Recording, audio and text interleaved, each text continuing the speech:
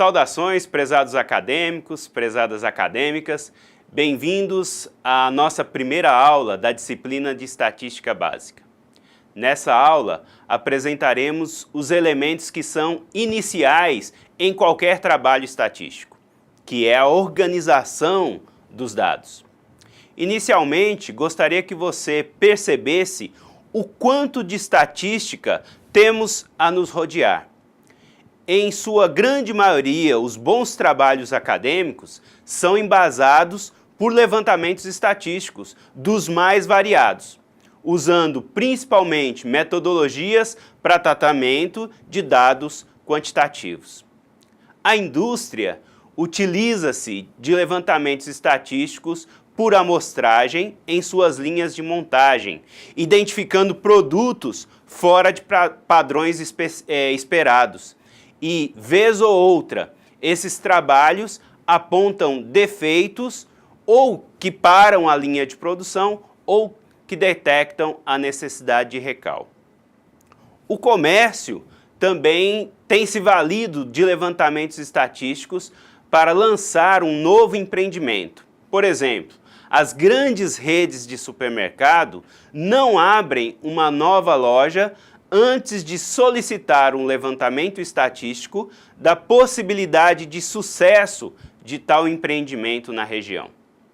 Esses são alguns exemplos para indicar o grande leque de utilidades da estatística e mostrar inicialmente o quão importante será para você, como acadêmico e futuro profissional de sua área, ter conhecimentos básicos sobre como realizar um trabalho estatístico.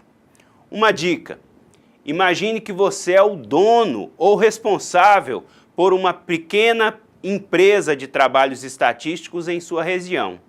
Assim, você vivenciará as práticas dessa disciplina com maior dinamismo, trazendo os ensinamentos para uma conotação de aplicação prática.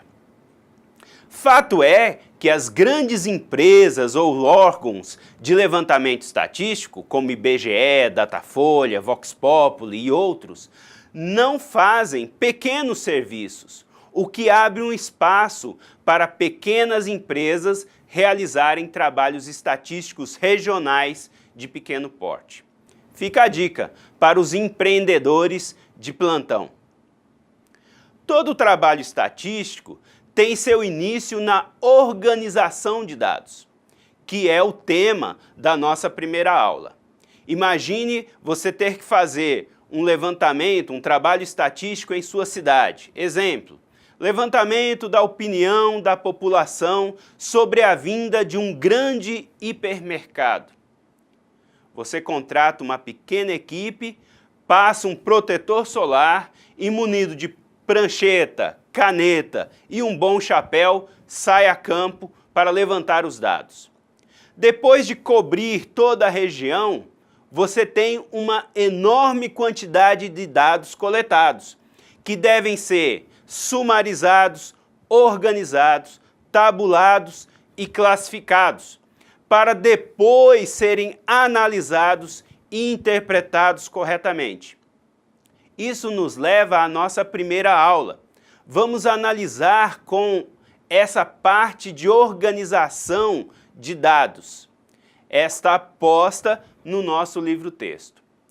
Probabilidade e Estatística, volume único, que está postado em nossa plataforma.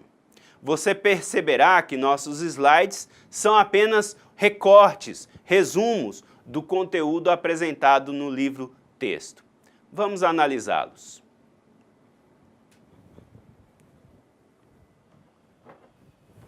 Aqui está a capa, o livro-texto postado na plataforma, Probabilidade e Estatística, volume único, para você se situar.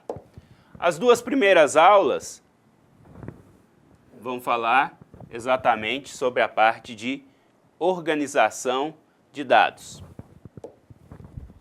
Nessa primeira aula, nós vamos ver o conceito básico, que é o conceito de população e amostra, em uma pesquisa estatística, a distinção entre variáveis qualitativas e variáveis quantitativas, como devemos proceder para construir distribuições de frequência para variáveis qualitativas e quantitativas, e também como construir gráficos de colunas, de setores, para expressar esses dados. Inicialmente, então, vamos pensar em conceitos de população e amostra. A estatística como ciência da aprendizagem a partir dos dados, geralmente nós temos trabalhos que se dão censitários. São trabalhos de grande porte, onde o interesse é saber dados sobre toda a população. Esses trabalhos, o mais conhecido entre esses trabalhos é o censo do IBGE, que ocorre a cada 10 anos. Via de regra, esses trabalhos também eles são extremamente custosos, tanto em termos de tempo como em termos financeiros.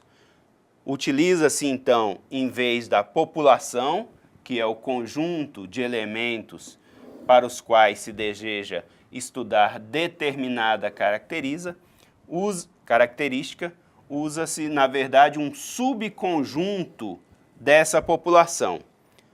Escolhe-se uma amostra para, a partir dessa amostra, fazer o trabalho estatístico e inferir dados sobre a população. Uma outra distinção importante é entre variáveis qualitativas e variáveis quantitativas. Todas as características sobre as quais queremos obter informações na nossa pesquisa são chamadas de variáveis. Então, sexo, raça, grau de instrução, valor de rendimento, peso, altura, tipo de atividade econômica, número de empregados de uma empresa, todos esses são variáveis. As variáveis qualitativas, elas descrevem características dos elementos de uma população, enquanto as variáveis quantitativas mensuram características desses elementos. As variáveis qualitativas, por sua vez, podem ser discretas ou contínuas. Quando as variáveis podem assumir qualquer valor numérico em um determinado intervalo de variação, elas serão a variável contínua. Por outro lado, as variáveis qualitativas discretas que só podem assumir valores pertencentes a um conjunto enumerado, os valores normalmente são obtidos através de processos de contagem e essas variáveis seriam variáveis contínuas. Você pode pensar exemplos de peso, que é uma variável contínua, enquanto idade é uma variável discreta. Vamos pensar como fazer a apresentação dos dados qualitativos. Vamos pegar sempre um exemplo fictício, uma empresa com 500 funcionários, sobre a qual nós queremos estudar as mais variadas informações: sexo, estado civil, idade, número de dependentes, salários e etc. Podemos, inicialmente, pensar na distribuição de frequência dessas variáveis. O que seria essa distribuição? Se pensarmos na variável sexo, que é uma variável qualitativa, distinguiríamos os funcionários entre masculino e feminino, o número de funcionários para cada uma dessas alternativas e o total de funcionários. Isso é um quadro de distribuição de frequência.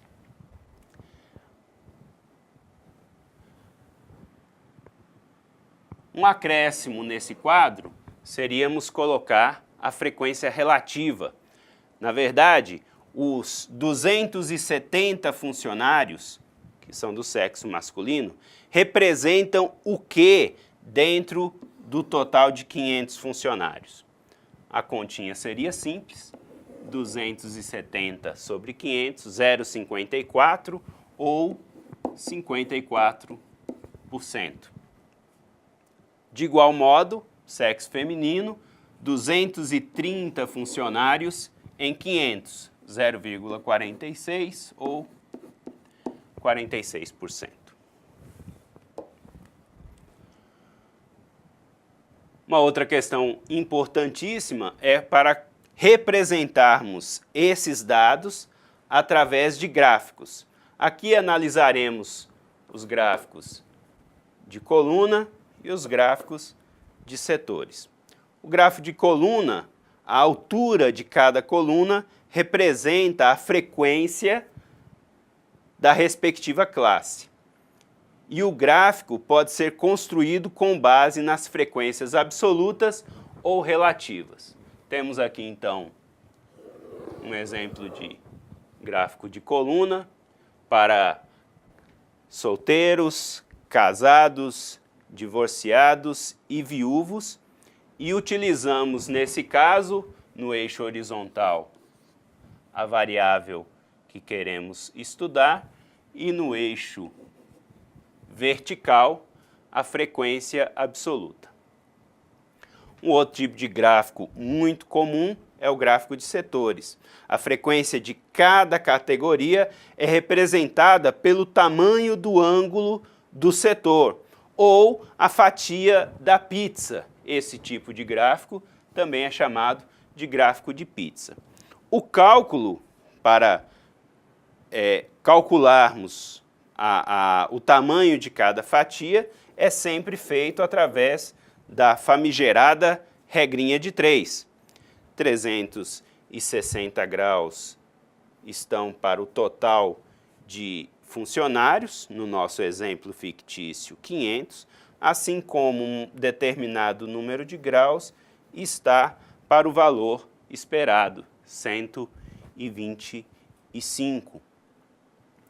Essa regrinha, ela sempre nos apresenta o grau da fatia representada. Mais à frente, nós estudaremos isso utilizando softwares, principalmente o famoso Excel.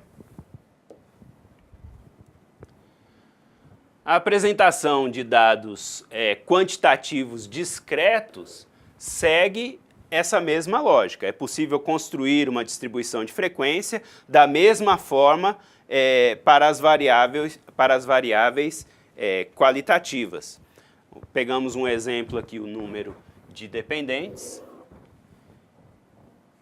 Os funcionários que têm 0 dependentes, 1 dependente, 2 dependentes, 3 dependentes e assim por diante. Uma frequência absoluta, 0 dependentes, 120. E uma frequência relativa percentual. Esse 120 representa quantos por cento dos 500 funcionários? Continha como fizemos no caso anterior, 120 por 500. Teríamos 0,24 ou 24%. Um outro elemento que deve ser acrescido em nossas distribuições de frequências é a frequência acumulada, onde os dados eles são contados quantas ocorrências correspondem a valores menores ou iguais ao valor em tela. Só para você entender, a mesma tabela de número de dependentes, nós temos 0 dependentes, 120 como frequência absoluta, 24% como frequência relativa. Na frequência acumulada, os mesmos dados. Para um dependente, nós temos 95 como absoluta, isso representa 19% do total. Na frequência acumulada, 95 mais 120, 215. E 24 mais 19, 43.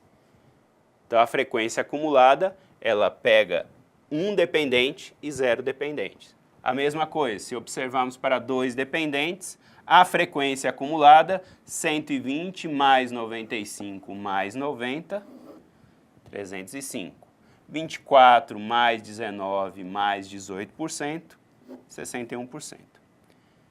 Note que na frequência acumulada, quando terminamos, temos os 500 funcionários e 100%.